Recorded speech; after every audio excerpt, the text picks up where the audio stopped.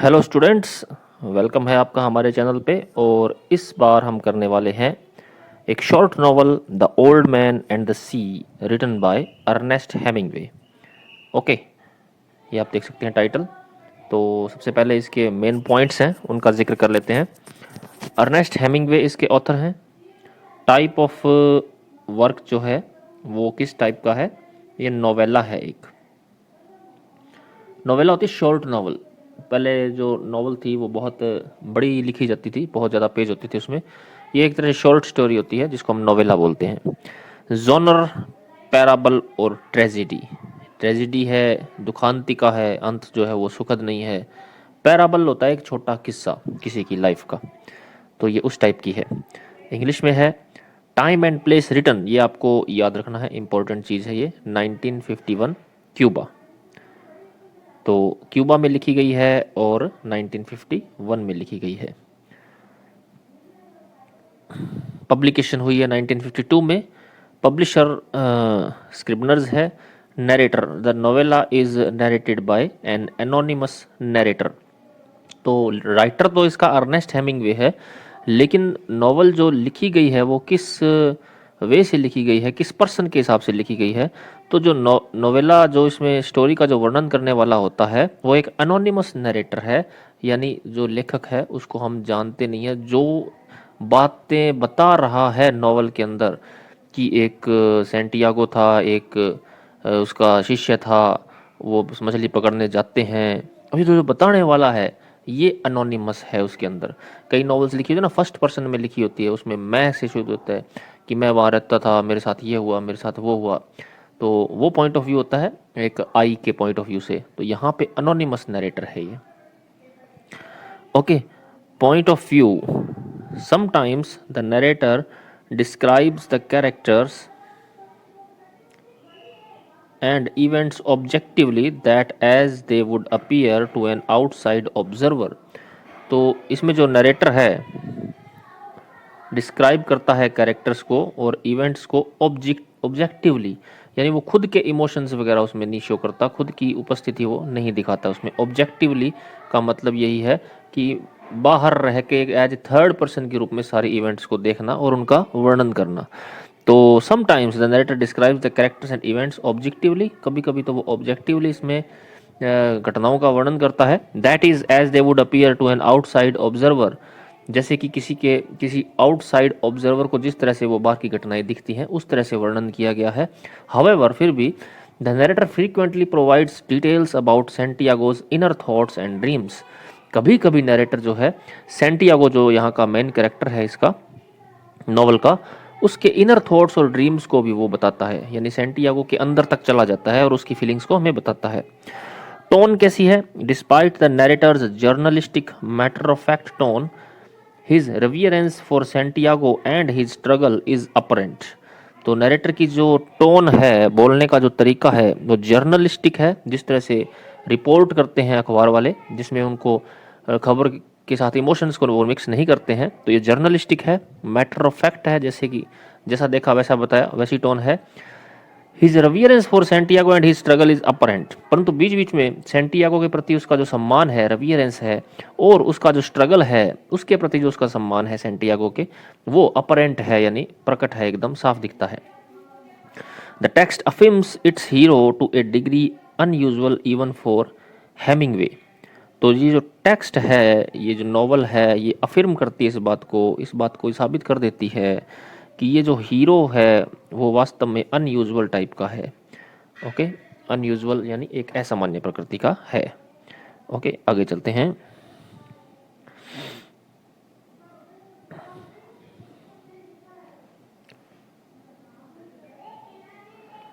Tense, tense कैसा है? Tense है पास्ट, और सेटिंग 1940 का लगभग टाइम है इसमें। Place a small fishing village near Havana, Cuba. तो नॉवल का जहाँ की ये कहानी है, वो जगह है, उसको हम सेटिंग बोलते हैं, वो है हवाना। क्यूबा की राजधानी है Havana. The waters of the gulf of Mexico, तो वहाँ गल्फ ऑफ मैक्सिको है, तो उसके पानी की स्टोरी है ये। उसके पानी में उसके पानी की जो बातें हैं वो बताई गई हैं। प्रोटैगनिस्ट होता है हीरो, तो प्रोटैगनिस्ट है इसमें सैंटियागो। मेजर कॉन्फ्लिक्ट, कॉन्फ्लिक्ट का मतलब होता है संघर्ष, यानी मेजर इसमें घटना कौन सी है, मेजर घटना है फॉर कन्फ्लिक्ट फॉर 3 days, 3 दिन का संघर्ष है। Santiago struggles against the greatest fish of his long career. तो सैंटियागो जो इसका हीरो है वो स्ट्रगल करता है अपने लाइफ की ग्रेटेस्ट फिश को पकड़ने के लिए, अपने लॉन्ग करियर यानी उसके पूरे पूरे जीवन में वो सबसे बड़ी फिश पकड़ता है। तो ये इसका मेजर थीम है, मेजर कॉन्फ्लिक्ट है। राइजिंग एक्शन क्या है, राइजिंग एक्शन वो होता है जब कहानी का जो मुख्य मोड़ है यानी क्लाइमैक्स है वो आने वाला होता है, तो उससे पहले वाली जो घटना होती है उसको हम राइजिंग एक्शन बोलते हैं। तो राइजिंग एक्शन ये है कि after 84 successive days without catching a fish, Santiago promises his former assistant Manolin that he will go far out into the ocean। तो 84 लगातार दिन बीत जाते हैं, सक्सेसिव डेज यानी लगातार दिन बीत जाते हैं, विदाउट कैचिंग ए फिश, बिना कोई फिश पकड़े। तो सैंटियागो अपने शिष्य को जिसका नाम मैनोलिन है उसको प्रॉमिस करता है, और वो उसका असिस्टेंट भी है मैनोलिन, कि वो बहुत दूर तक जाएगा ओशन में इस बार मछली पकड़ने के लिए। द मर्लिन टेक्स द बेट, अब मर्लिन वो मछली है जो वो पकड़ता है, बहुत ही बड़ी मछली होती है, वो बेट को लेती है यानी जो चारा डाला जाता है मछली को पकड़ने के लिए, उसको फंसाने के लिए जो भोजन डाला जाता है उसको हम बेट कहते हैं। तो वो मछली जो है बेट को लेती है, but Santiago is unable to reel him in, परंतु सैंटियागो उस पर कंट्रोल नहीं कर पाता, उस पर उसको मतलब पकड़ नहीं पाता है। Which leads to a 3 day struggle between the fisherman and the fish, और यही जो स्ट्रगल है वो 3 दिन तक चलता है। वो उसको पकड़ने की कोशिश करता है, बहुत सारी बड़ी मछली होती है, बहुत बड़ी मछली होती है, तो उसको पकड़ने की कोशिश करता है। 3 day का स्ट्रगल चलता है between fisherman and the fish, उस मछुआरे और फिश के बीच में। अब क्लाइमैक्स क्या है, क्लाइमैक्स किसी भी स्टोरी का वो पार्ट होता है जहाँ पे जो मेन जो दृश्य होता है, मेन जो इवेंट होता है, मेन सीन जो होता है वो फिल्माया जाता है या वर्णित किया जाता है, उसको हम क्लाइमैक्स बोलते हैं। Okay, so the marlin circles the skiff while Santiago slowly reels him in। तो मार्लिन जो है उसकी स्किफ के चारों ओर चक्कर लगाती है, स्किफ जो उसकी छोटी सी बोट होती है जिसमें एक आदमी बैठा होता है, मार्लिन उसकी बोट के चारों ओर चक्कर लगाती है, मार्लिन ये मछली है।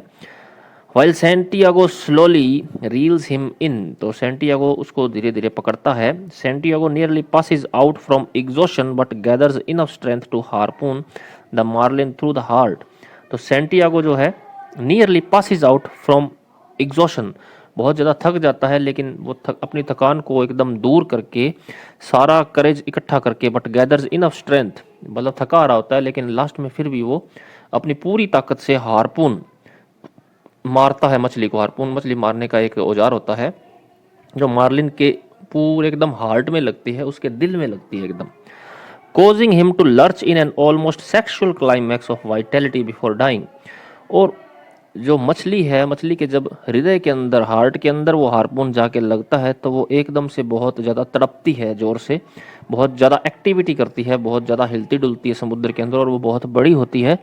तो वो एक तरह से सेक्सुअल क्लाइमैक्स जैसा लगता है, क्योंकि हम सेक्सुअल एक्टिविटी करते हैं जब कोई भी जानवर या इंसान, तो जब एकदम अंत आने वाला होता है उस एक्टिविटी का तो वो बहुत ज़्यादा एक्टिव हो जाते हैं उस समय, और बाद में एकदम निढाल हो जाते हैं।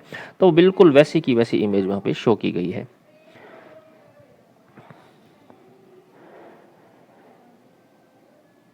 आगे चलते हैं, फॉलिंग एक्शन। जब क्लाइमैक्स के बाद वाला जो एक्शन होता है उसको हम फॉलिंग एक्शन कहते हैं।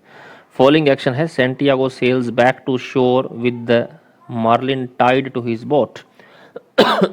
सॉरी, फॉलिंग एक्शन में सैंटियागो जो है अपनी बोट के पीछे मार्लिन को बांध करके वापस किनारे की ओर बढ़ता है। Sharks follow the marlin's tail of blood and destroy it. अब यहाँ पे एक और ट्रेजिडी हो जाती है, वो मार्लिन को मारने में कामयाब तो हो जाता है, लेकिन उसके खून की खुशबू को सूंघ करके, या खून का जब पता लग जाता है शार्क्स को, शार्क बड़ी खतरनाक मछलियाँ होती हैं समुद्र के अंदर, तो वो मार्लिन को खाने के लिए उसके पीछे पीछे चली आती हैं। Santiago arrives home toting only the fish skeleton carcass. जब सैंटियागो घर आता है तो उसके पास सिर्फ फिश का स्केलेटन बचता है, कंकाल बचता है, और कैरकस बचता है। कैरकस होता है बस शव, सला गड़ा शव जो होता है किसी भी जानवर का या इंसान का, उसको कैरकस बोलते हैं। तो वो मारने में तो कामयाब हो जाता है, मार्लिन को शिकार भी कर लेता है, लेकिन जब वो उसको ला रहा होता है तो उसके पीछे शार्क मछलियां पड़ जाती हैं और वो उसको खा जाती हैं मार्लिन को रास्ते में ही।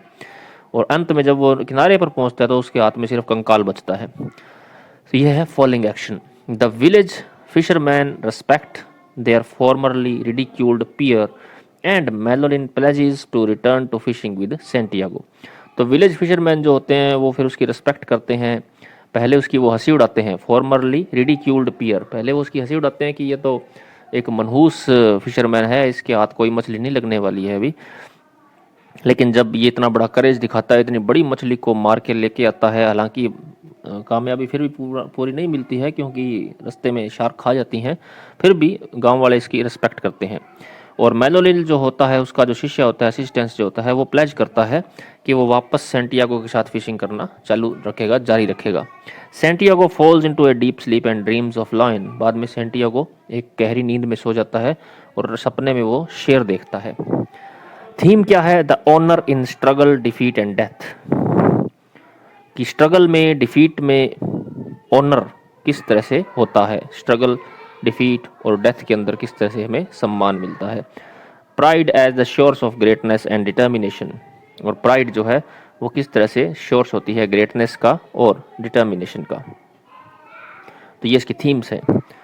मोटिफ, मोटिफ एक वो चीज़ होती है जो किसी स्टोरी में, किसी फिल्म में, किसी नॉवल में बार बार आती है। कोई एक घटना, कोई एक सिंबल, कोई एक दृश्य जो बार बार आता है उसको हम मोटिव कहते हैं, जो हमें कुछ सोचने को मजबूर करता है।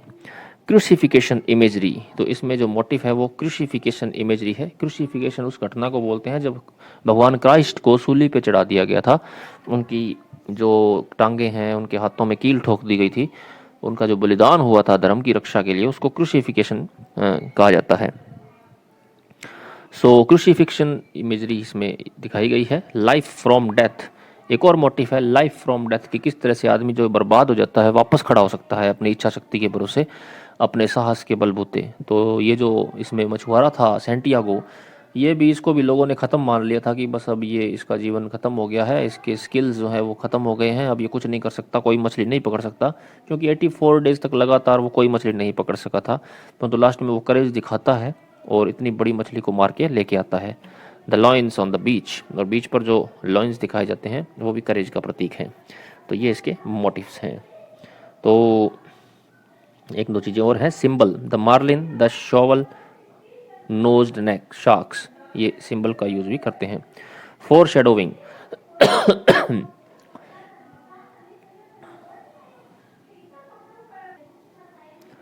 फोर शेडोविंग का मतलब है पूर्वानुमान। किसी आने वाली घटना के पहले ही हमें कोई संकेत मिल जाते हैं तो उसको फोर शेडोविंग बोलते हैं। तो इसमें है Santiago's insistence that he will sail out farther than ever before foreshadows his destruction. तो सेंटियागो का जो इंसिस्टेंस है, जो सेंटियागो की दृढ़ता है कि वो सेल आउट करेगा, समुद्र के अंदर जाएगा, फार्दर, बहुत दूर तक, देन एवर बिफोर, इससे पहले जब कभी नहीं गया वो, उससे भी ज़्यादा दूर तक जाएगा इस बार समुद्र में। तो वो चीज़ फोर शेडो करती है, इंडिकेशन देती है उसकी बर्बादी का, उसकी डिस्ट्रक्शन का। Because the marlin is linked to Santiago, the marlin's death foreshadows Santiago's own destruction by the shark. और मार्लिन की जो डेथ हो जाती है, मार्लिन को जब वो मारता है, तो वो भी एक इंडिकेशन देता है कि सेंटियागो का भी अब डिस्ट्रक्शन हो जाएगा शार्क के द्वारा। शार्क जो उसके पीछे पड़ गई हैं, तो इसका मतलब शार्क जो है वो उस मछली को तो खाएंगी खाएंगी, साथ में उसकी भी बर्बादी लाने वाली हैं। ओके, तो ये बहुत ही इम्पोर्टेंट एस्पेक्ट्स थे नॉवल के, बहुत ही इम्पोर्टेंट पॉइंट्स थे जो आपको याद रखने हैं किसी भी एग्ज़ाम में। सॉरी, बहुत ज़्यादा इसी तरह के क्वेश्चन पूछे जाते हैं जो मैंने अभी आपको बताए हैं। तो आप इसको एक बार फिर से रिपीट कर लीजिएगा। इसका लिंक आपको डिस्क्रिप्शन में मिल जाएगा, PDF फाइल मिल जाएगी आपको, तो आप इसको लर्न भी अच्छे से कर सकते हैं।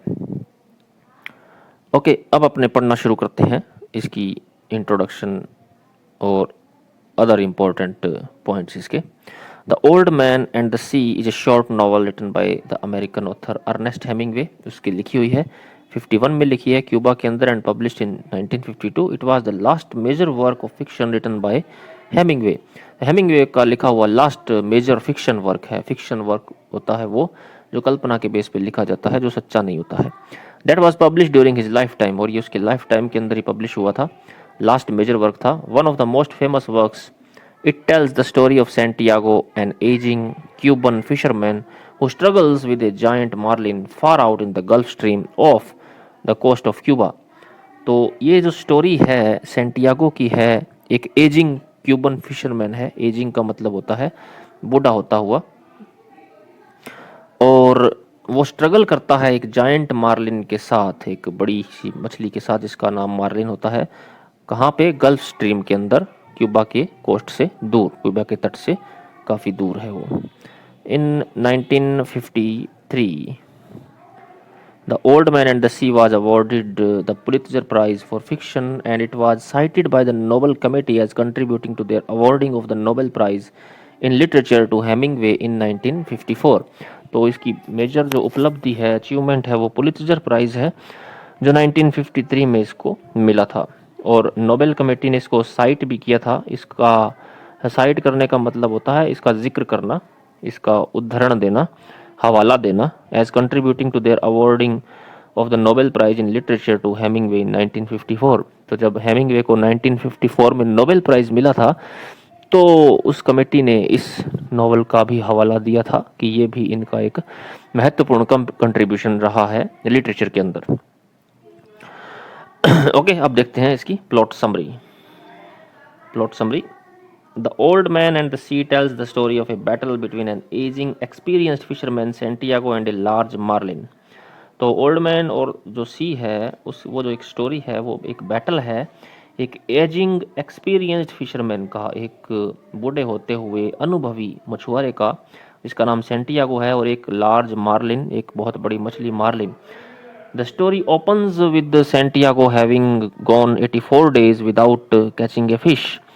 तो जब स्टोरी ओपन होती है तो हमें सेंटियागो मिलता है जिसको 84 दिन हो गए हैं, उसने 84 दिनों से एक भी मछली नहीं पकड़ी है। And now being seen as salao, और अब उसको लोग सेलाओ बोलने लगे हैं। सेलाओ का मतलब होता है द वर्स्ट फॉर्म ऑफ अनलक्कीनेस, कि एक जो मनहूस आदमी जिसको हम हिंदी में कहते हैं एक्सक्यूज मी, उसको सेलाओ बोलते हैं। तो लोग उसको सेलाओ बोलने लग गए थे कि ये बहुत ही मनहूस है। He is so unlucky that his young apprentice Manolin has been forbidden by his parents to sail with him and has been told instead to fish with successful fishermen। और इतना अनलक्की है कि उसका जो अप्रेंटिस था, उसके पास एक उसका चेला था जिसका नाम मेलोलिन था, उसको मना कर दिया गया है, फॉरबिडन कर दिया गया था उसके पेरेंट्स के द्वारा कि उसके साथ अब सेलिंग मत करो, उसके साथ मछली मत पकड़ो। उसके बजाय instead to fish with successful fisherman, उनके साथ काम करो जो सक्सेसफुल हैं। यानी उसके पेरेंट्स ने, उसके शिष्य के जो पेरेंट्स थे, उसको मना कर दिया था कि अब इसका साथ छोड़ दे, ये बड़ा ही अनलक्की आदमी है, ये तेरे को क्या सिखाएगा मछली पकड़ना। The boy visit Santiago's shack each night, hauling his fishing gear, preparing food, talking about American baseball and his favourite player. लेकिन वो लड़का जो है वो फिर भी जाता था उसके पास, वहाँ पे वो उससे बातें करता था।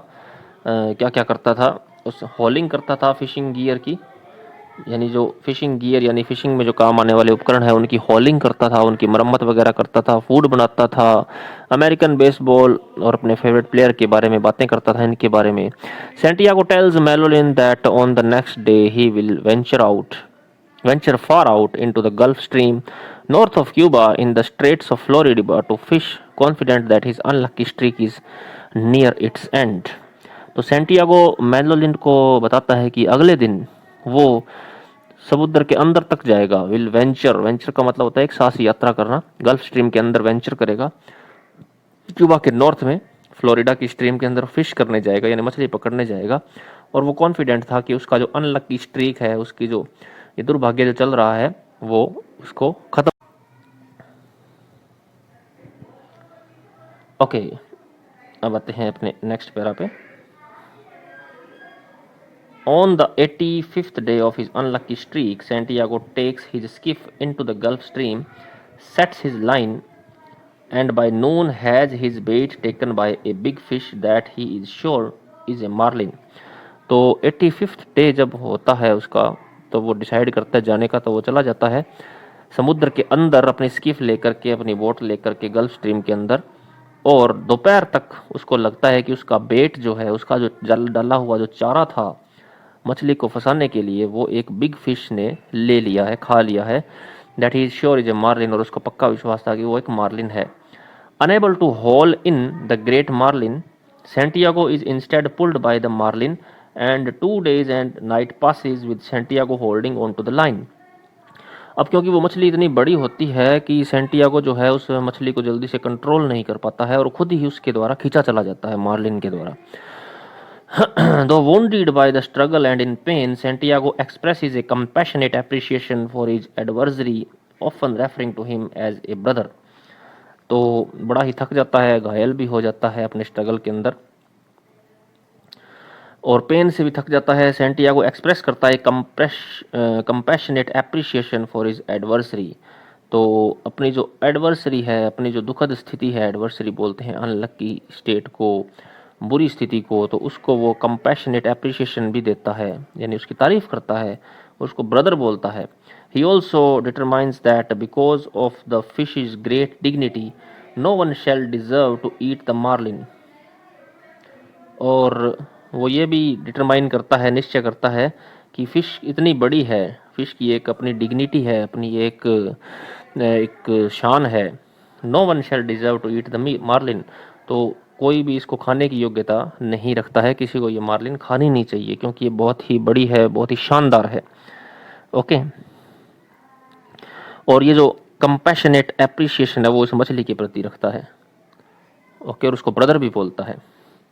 On the third day the fish begins to circle the skiff. तीसरा दिन आ जाता है, अब फिश जो है उस स्किफ के चारों ओर सर्किल करने लग जाती है, उस बोट के चारों ओर तैरने लग जाती है। Santiago worn out and almost delirious. अब सेंटियागो बिल्कुल वर्न आउट हो जाता है, बिल्कुल थक जाता है, चूर हो जाता है, डेलीरियस हो जाता है, एकदम शक्तिहीन हो जाता है। Uses all is remaining strength, अपनी सारी ताकत लगा देता है। To pull the fish on to its side and stab the marlin with a harpoon. तो वो फिश को एक अपने हार्पून से उस पर हमला करता है। हार्पून होता है फिश को पकड़ने वाला औजार, उसको मारने वाला औजार। Santiago straps the marlin to the side of his skip and heads home. तो मार देने के बाद सेंटियागो जो है मार्लिन को स्ट्रैप करता है, बांधता है अपनी स्किफ की साइड के साथ और घर की ओर रवाना होता है। Thinking about the high price the fish will bring him, और वो सोचता है कि ये जो फिश है ये बहुत महंगी बिकेगी, हाई प्राइस लेके आएगी उसके लिए मार्केट में। And how many people he will feed, और किस तरह से वो बहुत सारे लोगों को खाना खिलाने के लिए एबल होगा।